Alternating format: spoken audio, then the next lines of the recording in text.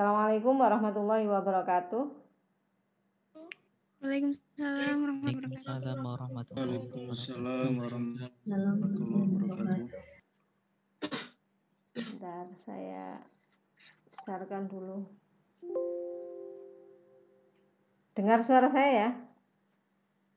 Dengar, Bu. Oke, saya nggak dengar suara kalian ini. Ya, Bu. Halo. Karena di laptop saya rusak. Kalau saya nyalakan 2, ini suaranya double menggema kalau saya nyalakan HP sama laptop. Tapi kalau laptop saja ini suara kalian nggak kedengar ke saya ini. Tapi nggak apa-apa, kita mulai saja. Nanti kalau ada pertanyaan chat aja ya. Materi Iya, kita Bu, hari ini adalah konsep dasar perbuatan pidana. Kalau di kuliah yang kemarin kita sudah membicarakan mengenai hukum pidana secara umum, kemudian asas-asas hukum pidana. Nah, kali ini kemarin asas hukum pidana termasuk asas legalitas ya, kita sudah bicarakan asas legalitas. Nah, sekarang ada hubungan juga dengan asas legalitas, yaitu perbuatan pidana.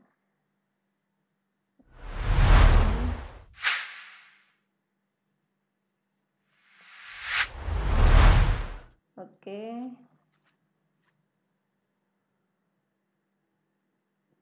Saya kecilkan dulu. Nah, materi kita hari ini adalah konsep perbuatan pidana atau konsep dasar. Apa sih yang dinamakan perbuatan pidana itu? Jadi supaya kita juga bisa membedakan antara perbuatan pidana dengan perbuatan hukum yang lain yang bukan perbuatan pidana. Perbuatan pidana ini asal katanya dari bahasa Belanda yaitu strafbaarheid. Strafbaarheid ini sebenarnya peristiwa atau satu bagian dari peristiwa yang dapat dipidana gitu ya. Jadi satu bagian dari peristiwa yang dapat dipidana ini dalam bahasa Belanda. Nah, kemudian ahli hukum yang lain itu mengatakan bahwa tidak tepat kalau diartikan peristiwa pidana ini ya. Tidak tepat kalau dikatakan ini adalah peristiwa pidana. Karena apa? Yang dapat dipidana itu bukan peristiwa. Yang dapat dipidana itu adalah orang atau perbuatan itu yang bisa dipidana gitu. Nah, karena itu strafbaarheid ini kemudian tidak diartikan sebagai peristiwa pidana, tetapi dia diartikan sebagai perbuatan pidana atau tindak pidana. Ini pun sebenarnya para pakar hukum pidana juga masih berselisih ya. Yang benar yang mana, perbuatan pidana atau tindak pidana? Nah, nanti kita bicarakan. Nah, akhirnya strafbaarheid ini menimbulkan banyak tafsiran. Ada yang mengatakan perbuatan pidana, kemudian tindak pidana atau tindak kriminal. Kalau tindak kriminal itu dari bahasa Inggris atau common law ini kan offense atau criminal act ya. Atau delik. Nah, ini kita sering kan mendengar kata delik gitu ya. Nah, itu juga dari bahasa Belanda, delik. Kemarin waktu kita belajar asas legalitas itu kan ada nullum delictum nulla punati, tiada pidana. Nah, sebenarnya pidana sendiri itu berarti sanksi. Itu berarti sanksi atau nestapa atau penderitaan. Nah, sebenarnya begitu, cuman apakah pidana itu hanya berbicara tentang sanksi? Nah, ternyata kan tidak, banyak sekali yang dibicarakan dalam pidana atau hukum pidana itu ya. Nah, kalau tindak pidana ini kita sering ya membaca atau mendengar tindak pidana seperti ada undang-undang tindak pidana korupsi, tindak pidana pencucian uang, kemudian tindak pidana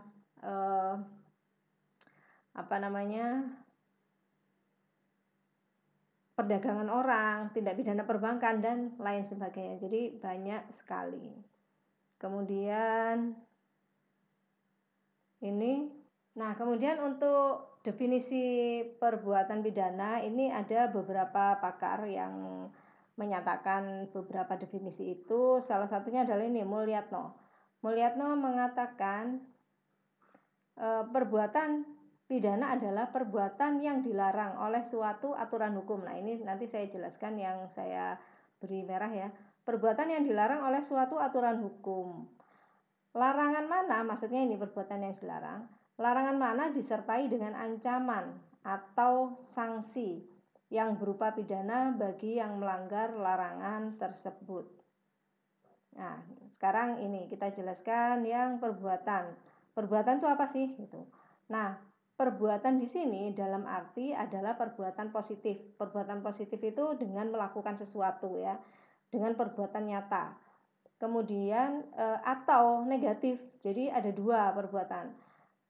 Yang satu adalah perbuatan positif, yang satunya adalah perbuatan negatif. Nah, perbuatan yang positif ini contohnya mencuri, ya, mencuri dengan tangan kan, itu positif. Kemudian membunuh orang dengan memberikan racun atau menusuk, menembak dan lain sebagainya. Nah, ini positif.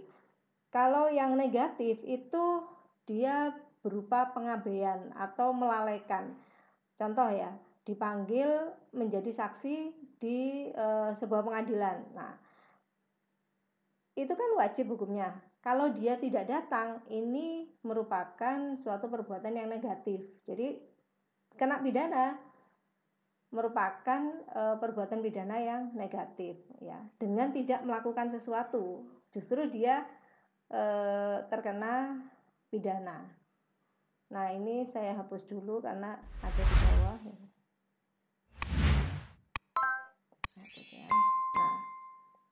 Senada dengan pendapatnya Mulyatno ini adalah Vos dan Hazewinkel Suringa. Nah, sekarang ini ada dua ajaran dalam mendefinisikan perbuatan pidana ini. Yang pertama adalah ajaran monistis atau aliran monistis, kemudian yang kedua adalah ajaran atau aliran dualistis. Nah, apa sih monistis dan dualistis itu? Yang monistis ini bahwa antara perbuatan pidana dengan pertanggungjawaban pidana itu dijadikan satu dalam satu definisi, ya, dalam satu definisi. Jadi ajaran monistis itu ada satu. Jadi perbuatan pidana itu diartikan juga sebagai kesalahan. Nah, itu. Jadi unsur kesalahan atau unsur pertanggungjawaban pidananya itu dimasukkan. Itu kalau yang monistis.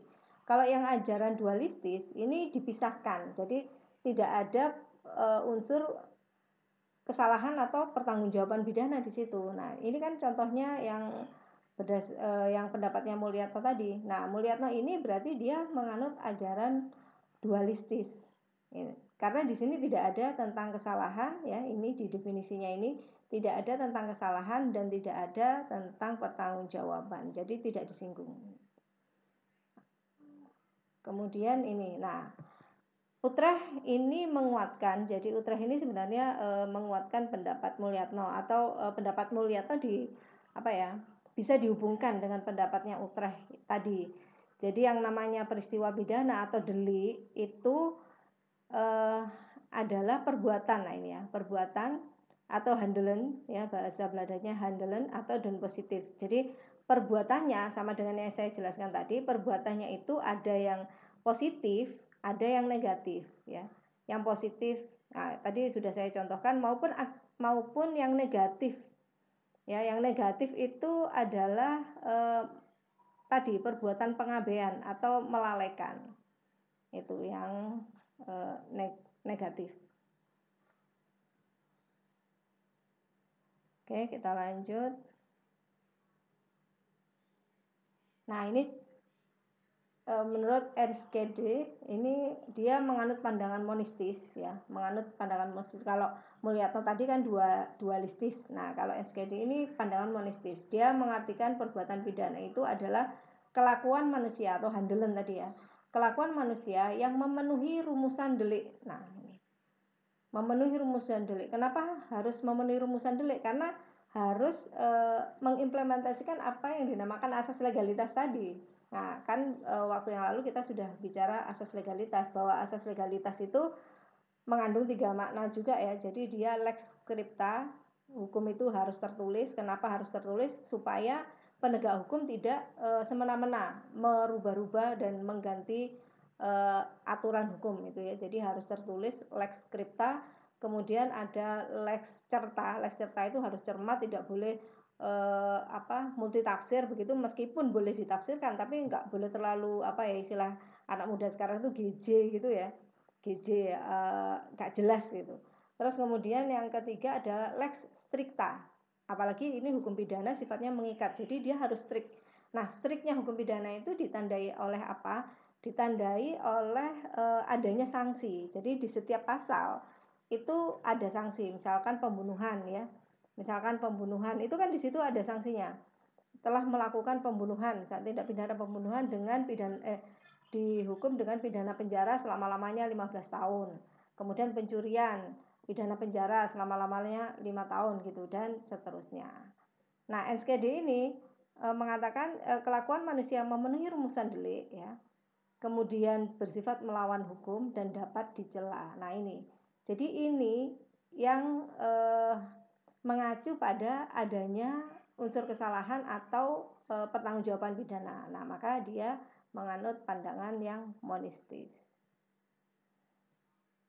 Nah, kalau Jonkers ini lebih istilahnya, dia menyatukan dua pendapat gitu. Jadi ada dua pendapat menurut Jonkers, yang satunya definisi singkat, yang kedua adalah definisi luas.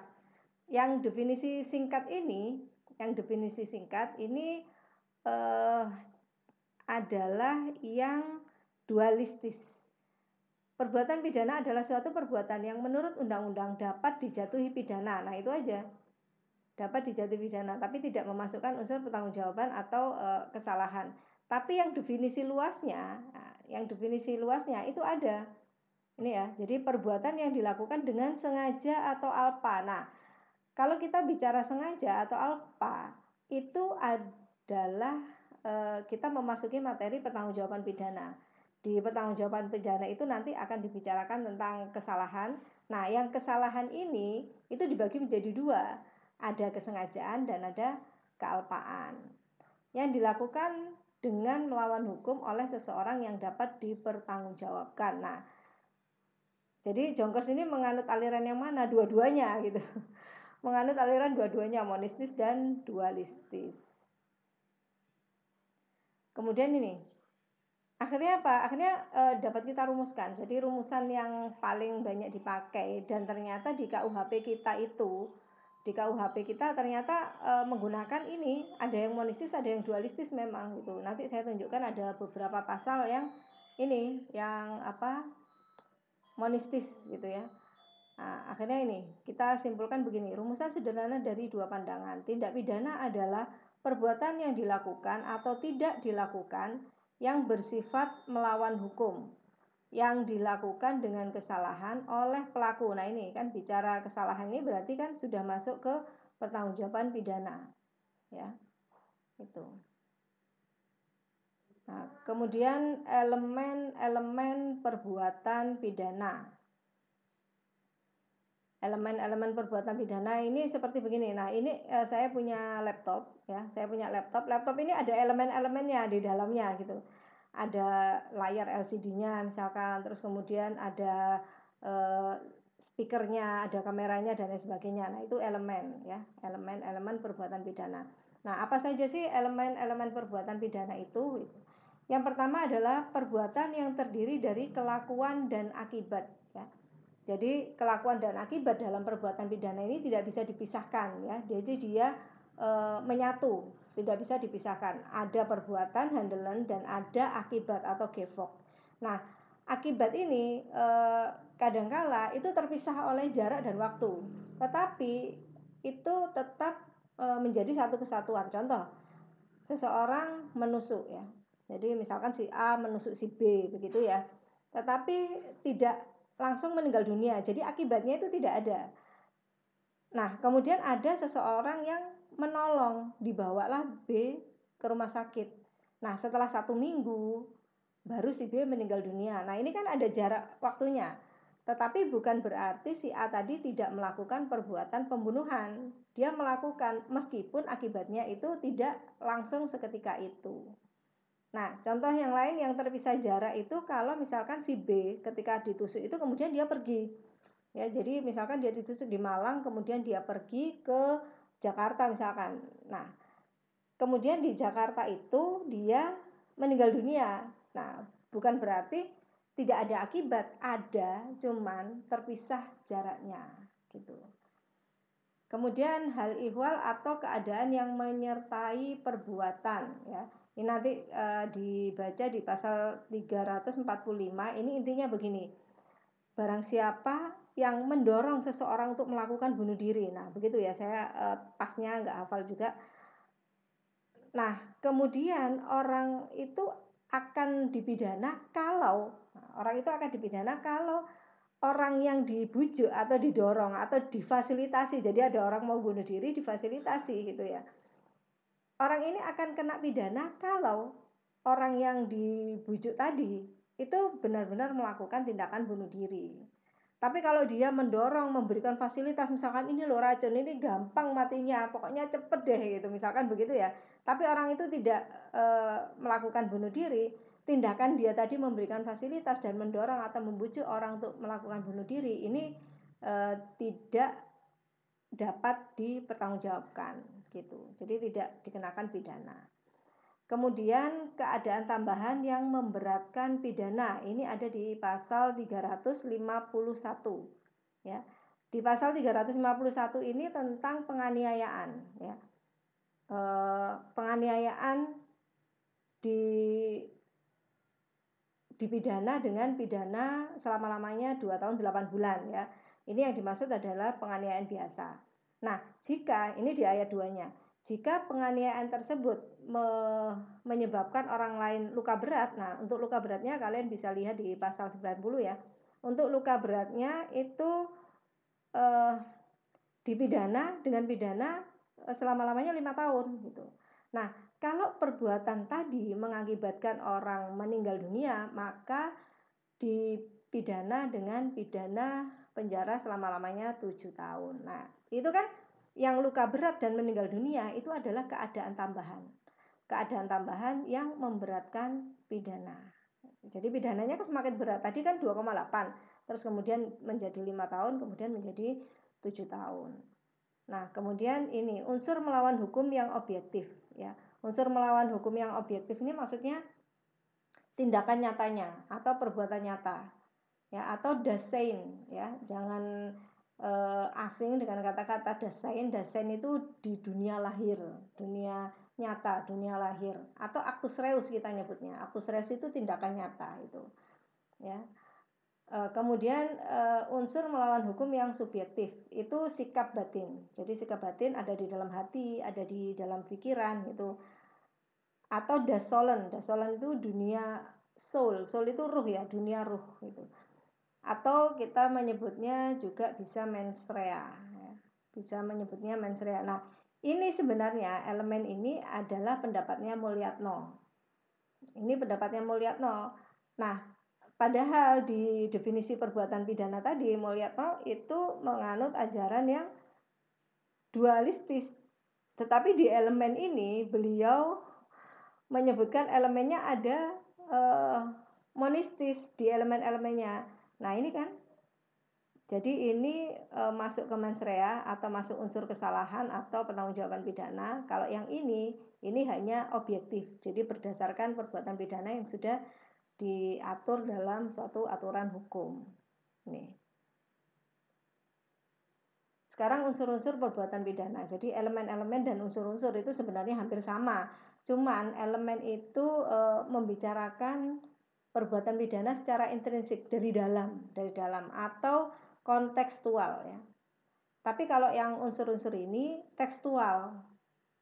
Unsur ini tekstual dan kita bisa mendapatkannya secara tertulis. Ada di dalam rumusan delik. Ada di dalam rumusan delik. Contoh, ini di pasal. Contoh menentukan unsur-unsur ini ya. Kalian supaya bisa juga untuk menentukan apakah itu termasuk pencurian ataukah masuk penggelapan, penipuan dan sebagainya. Itu kalian bisa mempelajari atau memecah unsur-unsur yang ada dalam rumusan delik. Contoh pasal 338 ya. Pasal 338 ini tentang pembunuhan. Barang siapa dengan sengaja menghilangkan nyawa orang lain. Nah, ini ada unsurnya ya. Barang siapa itu berarti orang. Misalkan seseorang kejatuhan pohon terus kemudian meninggal dunia, nah ini nggak bisa masuk pembunuhan gitu, tindak pidana pembunuhan nggak bisa. Tapi dia namanya bukan peristiwa hukum, jadi peristiwa biasa gitu ya. Nah kalau ini adalah peristiwa hukum, barang siapa dengan sengaja, nah ini berarti ada unsur kesengajaan di sini ya, dengan sengaja menghilangkan nyawa orang lain. Nah, pasal 338 ini bisa kita sebut sebagai delik material. Delik yang hanya ditentukan akibatnya atau kualifikasinya saja. Akibatnya apa? Ada orang yang kehilangan nyawa. Ya, jadi unsurnya dengan apa dia menghilangkan nyawa orang itu tidak dibicarakan di dalam pasal ini. Asalkan ada orang yang kehilangan nyawa, maka dia bisa dikenakan pasal 338. Nah, kemudian di pasal 362. 362 ini tentang pencurian. Ya. Jadi langsung saya pecah unsur-unsurnya ya. Pasal 362, barang siapa dengan sengaja mengambil, ya, jadi ada unsur mengambil barang, yang diambil itu adalah barang itu. Kalau mengambil simpati, nah nggak masuk pasal ini ya 362. Jadi yang diambil itu barang. Mengambil barang yang barang ini sebagian atau seluruhnya milik orang lain. Ya. Nah, untuk dimiliki sendiri, ya, untuk dimiliki sendiri secara melawan hukum. Nah, ini unsur-unsurnya. Ya, kalau misalkan salah satu unsurnya saya tiadakan, misalkan ini unsur barangnya. Jadi barangnya ini bukan kepunyaan orang lain, tapi miliknya sendiri. Misalkan saya titip ke si Fulan ya, saya titip sepeda motor ke Fulan gitu. Nah, kemudian ketika Fulan tidak tahu sepeda motornya saya ambil. Nah itu bukan pencurian karena apa? Barang itu seluruhnya milik saya gitu. Bukan milik orang lain, bukan milik si Fulan gitu. Nah, kemudian ada di pasal 378. Ini ada unsur yang sifatnya alternatif. Kalau yang tadi unsurnya bersifat kumulatif. Jadi kalau kumulatif itu harus terpenuhi semuanya. Tapi kalau pasal 378 ini sifatnya alternatif ya. Nah, ini tentang penipuan ya. Penipuan barang siapa dengan sengaja menggunakan nama palsu, martabat palsu, dengan tipu muslihat, serangkaian kebohongan. Nah, ini yang saya sebutkan ini, 4 ini yang saya sebutkan, nama palsu, martabat palsu, tipu muslihat, serangkaian kebohongan. Ini nggak harus terpenuhi semuanya gitu. Bisa salah satu. Jadi orang menipu dengan menggunakan nama palsu misalkan. Atau menggunakan ini martabat palsu. Misalkan dia berpura-pura sebagai petugas PLN, kemudian menagih begitu ya, menagih tagihan listrik. Nah, itu dia melakukan penipuan karena apa? Karena ada unsur ini. Karena ada unsurnya menggunakan martabat palsu, padahal dia bukan pegawai PLN. Kemudian dimaksudkan demikian oleh pembentuk undang-undang ya. Ini masuk unsur yang penting juga ya. Contohnya begini. Ada mobil Securicor gitu ya. Dia mengambil uang dari bank, akan dikeliring misalkan, akan dipindahkan dikeliring gitu. Sebesar 10 miliar misalkan ya. Terus kemudian ada perampok di situ. Dia bisa melumpuhkan petugas pengaman ya, polisi di situ bisa dia lumpuhkan, kemudian uang diambil. Nah, kebetulan ini dari bank milik negara, misalkan BTN gitu ya, bank milik negara. Nah, ini kan berarti orang ini, perampok ini merugikan keuangan negara. Karena apa? Karena yang dicuri itu adalah milik negara. Jadi uang milik negara. Nah, sekarang kita lihat di pasal 2 ya. Di pasal 2 Undang-Undang Korupsi itu ada yang dinamakan korupsi. Korupsi itu kan maknanya banyak. Ya, salah satunya adalah bahwa dia merugikan keuangan negara. Nah, apakah perampok tadi itu bisa dihukum berdasarkan korupsi? Nah, bukan begitu. Yang dimaksud pembentuk undang-undang bukan itu. Tapi dia terkena pencurian dengan kekerasan ya.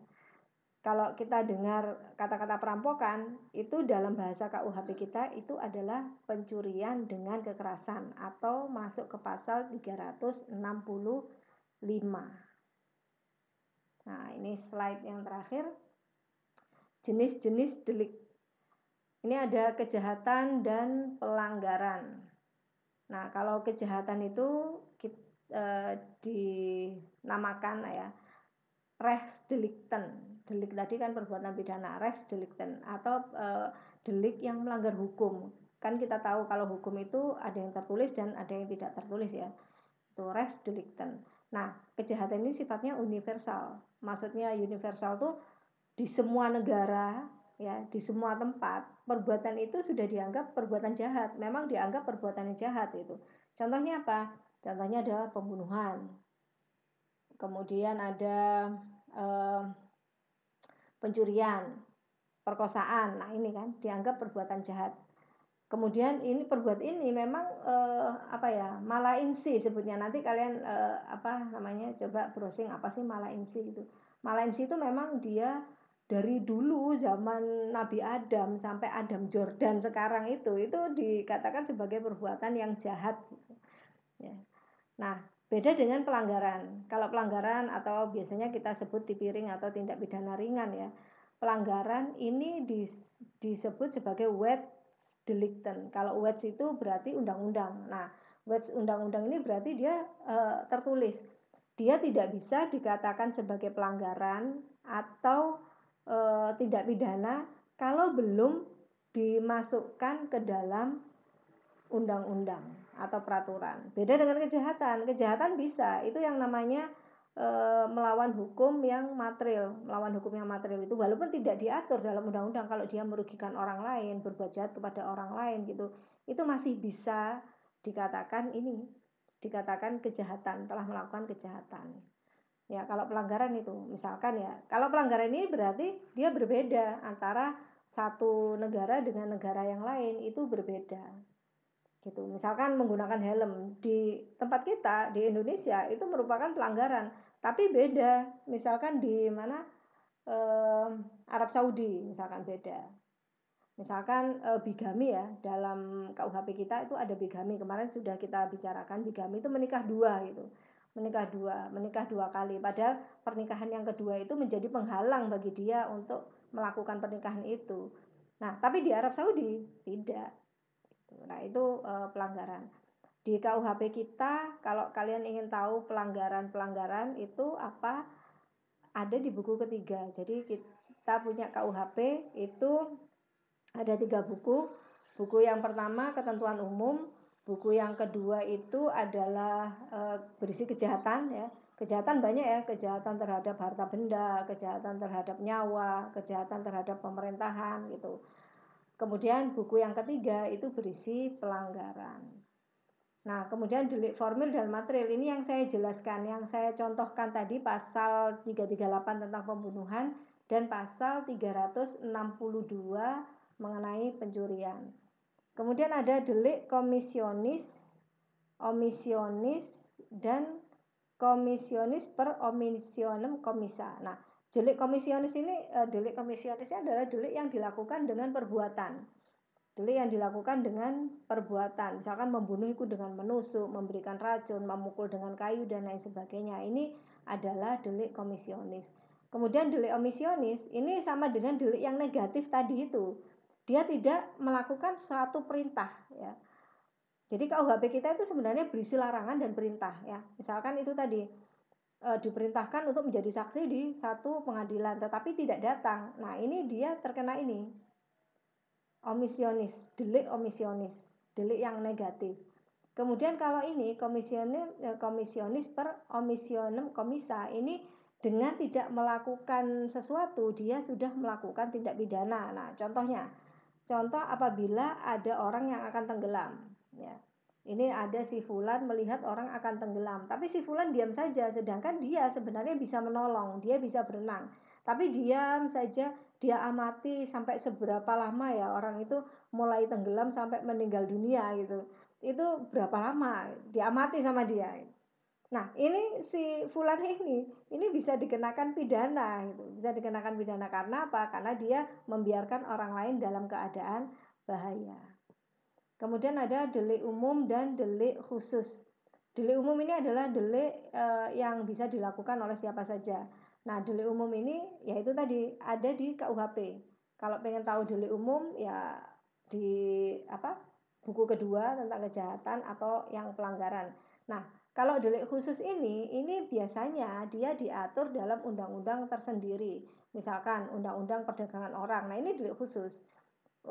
Undang-undang tindak pidana korupsi ya. Jadi tindak pidana korupsi ini delik khusus. Jadi yang melakukan itu adalah orang-orang khusus, tidak semua orang. Tindak pidana perbankan juga begitu. Tindak pidana perbankan tidak semua orang bisa melakukan tindak pidana perbankan. Contoh ya, seseorang yang membobol ATM atau merampok sebuah bank. Nah, ini tidak bisa dikatakan sebagai telah melakukan tindak pidana perbankan. Tetapi kalau misalkan teller misalkan ya, teller terus kemudian dia menggelapkan uangnya nasabah. Nah, ini bisa dikatakan telah melakukan tindak pidana perbankan. Kemudian delik tunggal dan delik gabungan. Delik tunggal itu misalkan ya, contoh yang paling sederhana adalah pencurian tadi. Setelah mencuri selesai, itu delik. Dia meskipun mencuri sekali, dia sudah bisa dikatakan sudah melakukan pencurian. Tapi kalau delik gabungan, ini perbuatannya harus dilakukan terus-menerus. Kalau dia dilakukan hanya sekali saja, itu tidak dikatakan sebagai telah melakukan delik itu atau tindak pidana itu. Contohnya adalah nanti tolong dilihat pasal 296 itu kalau nggak salah. Pasal 296 ini tentang seseorang yang menyediakan tempat atau memberikan fasilitas untuk dilakukannya perbuatan cabul. Ya, tapi perbuatan ini sebagai mata pencaharian, jadi dilakukan terus-menerus gitu, bukan hanya sekali saja. Ada orang yang mau berbuat cabul, kemudian dia sediakan tempat hanya sekali. Kalau hanya sekali, dia tidak masuk ke dalam tindak pidana ini, gitu. Tapi kalau dilakukan terus-menerus untuk itu tadi mata pencaharian, maka dia bisa terkena pasal tersebut. Kemudian ada delik biasa dan delik aduan. Nah, ini juga penting ya. Delik biasa itu delik yang bisa dilaporkan oleh semua orang. Misalkan ada pembunuhan. Ada pembunuhan ini disaksikan oleh A, B, C misalkan. Ini si A, si B dan si C ini bisa melaporkan semuanya ke kepolisian, itu bisa dilaporkan. Ya. Bisa melaporkan. Tapi kalau yang delik aduan ini yang bisa mengadukan. Nah, jangan keliru nanti ya antara laporan dan pengaduan. Yang bisa mengadukan adalah korban. Contoh, salah satu contoh delik aduan itu adalah pencurian dalam keluarga. Pencurian dalam keluarga, misalkan seorang anak mencuri uang bapaknya gitu ya. Misalkan kalian itu ya nyuri uang bapak itu untuk apa? Untuk PDKT sama si dia gitu. Misalkan itu. Ini yang bisa mengadukan, bukan melaporkan ya. Yang bisa mengadukan hanya si bapak. Kalau bapak itu misalkan ingin memberi pelajaran kepada anaknya, ya dia adukan ke polisi. Tapi kalau tidak menjaga kehormatan atau martabat keluarga misalkan, dan ingin mendidik sendiri anaknya supaya tidak melakukan itu lagi, ya tidak dilaporkan. Tidak bisa tetangganya, loh ini habis mencuri uang bapaknya gitu, kemudian tetangganya melaporkan. Nah, ini nggak diterima oleh kepolisian karena ini adalah delik aduan. Nah, kemudian ini delik sederhana dan delik yang berkualifikasi. Delik sederhana itu hampir sama dengan delik biasa ya, dia atau delik umum ini. Jadi dilakukan sekali selesai gitu.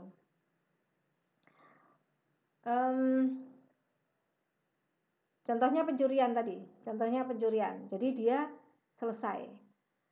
Ya, jadi sekali melakukan pencurian kemudian selesai. Nah, tapi kalau yang delik berkualifikasi ini dia ada pemberatan pidananya. Nah, berkualifikasi ini ada 3.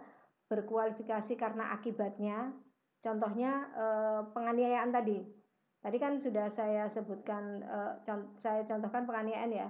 Penganiayaan biasa itu hukumannya 2,8 tahun. Kemudian penganiayaan yang menimbulkan luka berat itu 5 tahun. Kemudian penganiayaan yang menimbulkan orang lain meninggal dunia itu 7 tahun. Nah, ini berkualifikasi karena akibatnya. Ya kan semakin berat karena akibatnya juga semakin berat. Kemudian ada yang berkualifikasi karena perbuatannya. Nah, contohnya pencurian biasa dan ada pencurian dengan kekerasan. Pencurian biasa pasal 362 tadi, kemudian pencurian dengan kekerasan itu di pasal 365. Pencurian dengan kekerasan ini dia diikuti, didahului atau disertai dengan kekerasan. Itu dikualifikasikan dengan perbuatannya. Terus kemudian ada lagi dikualifikasikan oleh korbannya, oleh korbannya. Jadi misalkan melakukan pencabulan atau pemerkosaan terhadap perempuan yang dewasa dan terhadap anak-anak itu berbeda. Jadi kalau dia melakukan itu terhadap anak-anak itu hukumannya lebih berat. Gitu. Ya. Nah, kemudian ini yang terakhir setelah itu kita tanya jawab, delik kesengajaan dan delik kealpaan. Nah, kalau ini nanti kita bicarakan di bab selanjutnya yaitu konsep dasar pertanggungjawaban pidana ya. Nah, di konsep dasar pertanggungjawaban pidana nanti kita bicara mengenai ini kesengajaan dan kealpaan. Nah, saya kira untuk presentasi saya di sini. Sekarang kita tinggal tanya jawab.